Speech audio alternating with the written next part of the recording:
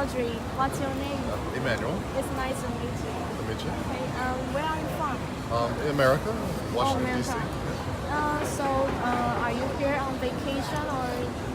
Yeah, vacation, visiting my wife's family. Okay. How long have you been in Taiwan? 5 days now. We came in Tuesday. Okay. Do you speak Chinese? No. No. Only a little, but not enough. Okay. Do you think Chinese is difficult for you?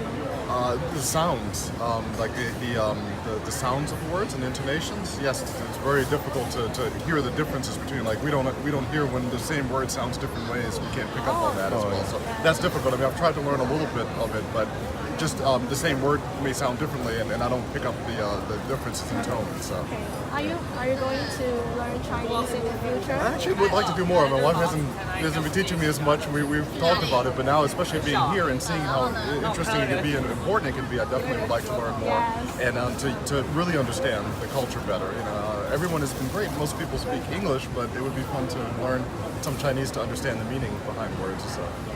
And I heard a lot of people say that Chinese the hardest language in the world to learn, especially the pronunciation and the character writing. Yeah. So, do you think it might be a problem for you to learn Chinese?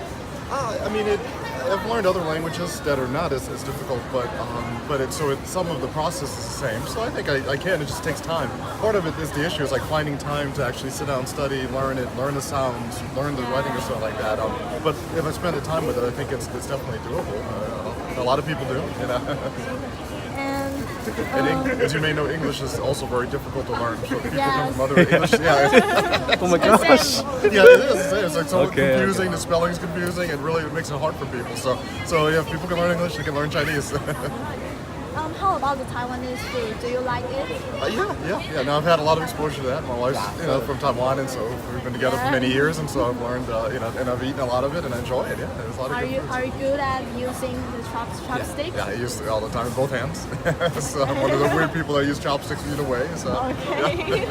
So it's not a problem for you to use when you eat? No, I use them all the time. Okay.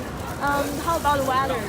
The weather for you? This has been great. I mean, yes. It's cooling down, but about a month ago, it's still hot. Yeah. You think it's... It wouldn't be a problem. I'm actually from a part of the United States originally that's just as hot as here. So it's New Orleans. So it's very, very hot, very humid, just like here. Yeah. It's probably winter in America right now. Right now, it's a lot of parts of it. Yeah. So where we're from right now, it's snowing, so it's really cold.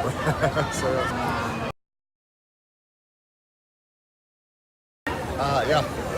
Well, one, I mean, I've heard a lot about it before coming, so I knew a little bit of what to expect, but there were little things that were surprised. So, the MRT.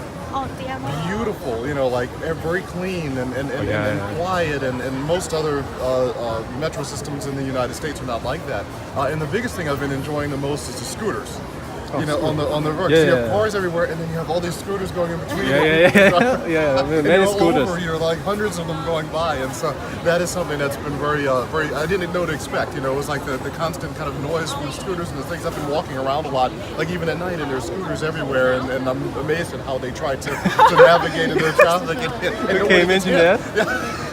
I would expect people to, cars to hit or so like that, and I'm glad I didn't drive here, because it was like scooters would make it much more difficult. So little things like that, you don't expect. Otherwise, I mean, just the people have been so friendly, and so kind, and I've really enjoyed that. Like just walk around, people will ask you if you need help, or just to come up and very polite.